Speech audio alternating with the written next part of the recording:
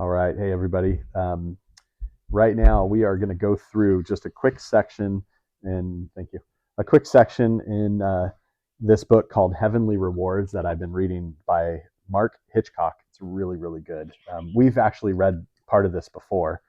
And before we do, though, Alex actually has a quick joke to tell. So don't worry about that. Okay. Focus on what you're here to do. Okay. All right, Alex, now go ahead and tell your joke. There is totally not a book. Give me that. Give me that, please. Okay. Go ahead and tell your joke. When we start. Go ahead. Tell you. All right. When Alex is ready to tell the joke, I'm going to keep going through this. You ready? Okay. Go ahead. Oh.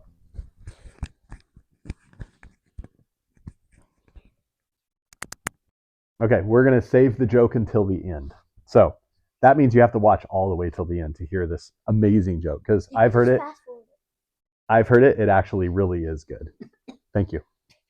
All right. So this section is how this chapter is called Your Final Exam.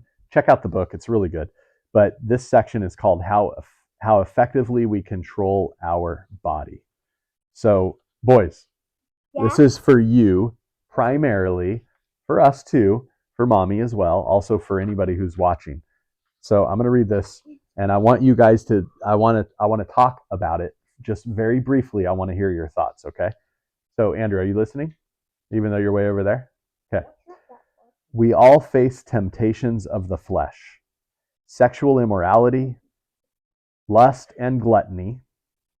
How well we discipline our bodies and bring them under control is one of the test questions we must answer in this life.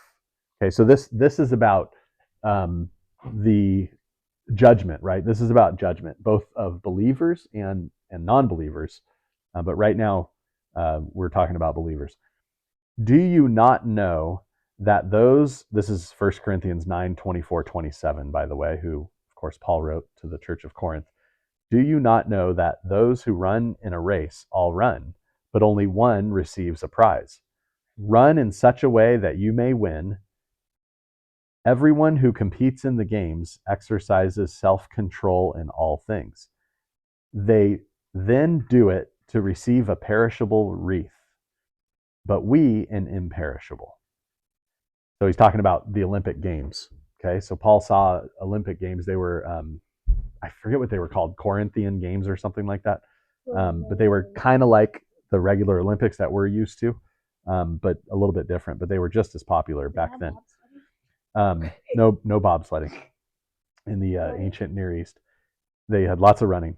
Then, so listen to this. Then they do have fighting, yes. They then do it to receive a perishable wreath, right? So they literally got a wreath. You know what I'm talking about? Yeah, like a head. They got that like thing made out of leaves. That's perishable, right? It dies. But we get an imperishable leaf. Therefore, I run in wreath. Therefore, I run in such a way as not without aim, right? He has aim. I box in such a way, right? Boxing. Alex, boxing? You like to box? You were boxing Pikachu earlier. I box in such a way as not beating the air. Beating the air is like just you punch and you miss. And when you do that, you actually tire yourself out. Okay, so I box in such a way as not beating the air, but I discipline my body and make it my slave, so that after I have preached to others, I myself will not be disqualified. And again, that's 1 Corinthians 9, 24 through 27. So just two more paragraphs. The same trait that makes a great athlete makes a faithful believer. You know what that is? The same character trait? What? What? Wait, what? The same character trait that makes a great athlete also makes a faithful believer. What do you have to do? What do you call it when you do something regularly, even when you don't want to do it? What do you call that? What do you call that?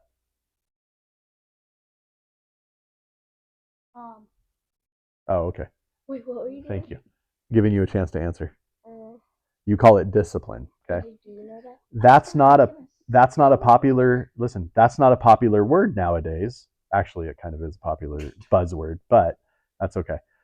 There's no substitute for old-fashioned self-control and self-discipline when it comes to sins of the flesh.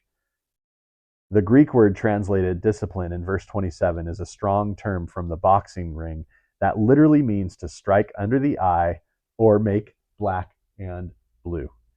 The NIV translation reads, I strike a blow to my body and make it my slave. The Phillips translation, yes, dear. NIV National International. New International. Well, I said National International. The Phillips translation says, I am my body's sternest master. We must be merciless to ourselves in bringing our bodies and desires under control and in conformity with God's will. This is radical stuff. We must spare no effort in disciplining ourselves and doing whatever it takes to run the race well. As Jesus said, if your right eye makes you stumble, do what?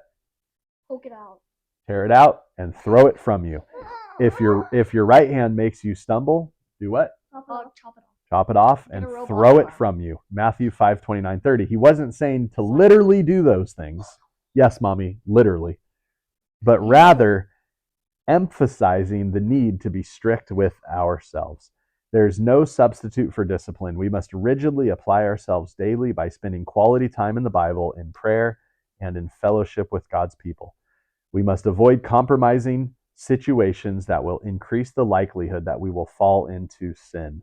I want to read that one again, because you guys growing up, getting older, you are going to have all kinds of situations that you have the option of either participating in, staying in that room, staying at that party, staying with those people, whatever. But here's what it says. We must avoid compromising situations. That means get out of the situation that will increase the likelihood that we fall into sin. The choice we face is stark. Discipline now. Stark. You know what Stark means? Tony Stark? No, not Tony Stark. Iron Man? Do you know what the choice we face is stark? Very clear, very Obvious. it's well, it should be obvious, but it's not. It's very it's very important, okay? Discipline now or disqualification in the future. There are no other options. You hear me? Alex? You hear me? Okay. Discipline now or disqualification in the future. All right, let me have that, please. Okay, you can keep reading it, but hold on. You're going to tell your joke, aren't you? Oh, yeah. Okay. So, but before you do, and it's okay if you guys don't, do you have any comments on what we just went over? Yeah. What? What are your comments? Well, wait, what do you mean by comments? Any thoughts or comments on what we just read? What do you think? It's cool. Okay. How about you? Do you have any comments or thoughts? Tangible ways that you can please the Lord in your everyday life. You're reading the back. Okay. Ooh, Any thoughts? Any thoughts? No. Okay. All right. Alex is going to tell a quick joke. Okay. You ready? Okay. I'll hold this so it doesn't like bounce around. Okay. Why did the ninja stay in bed? Talk with your normal voice so people can understand you. Okay. Yeah. Go ahead. Say it again. Why did the ninja stay in bed? Why? You. Why? Because he has kung flu. Oh, that's funny. Say the punchline again because you pulled the mic away from your mouth. Because he had kung flu. Kung flu. That is. I think it's hilarious. You already heard it. I still think it's funny. Don't sell yourself short. You should be happy that we think it's funny. All right. Thank you so much. God bless you all. Somebody turn that off.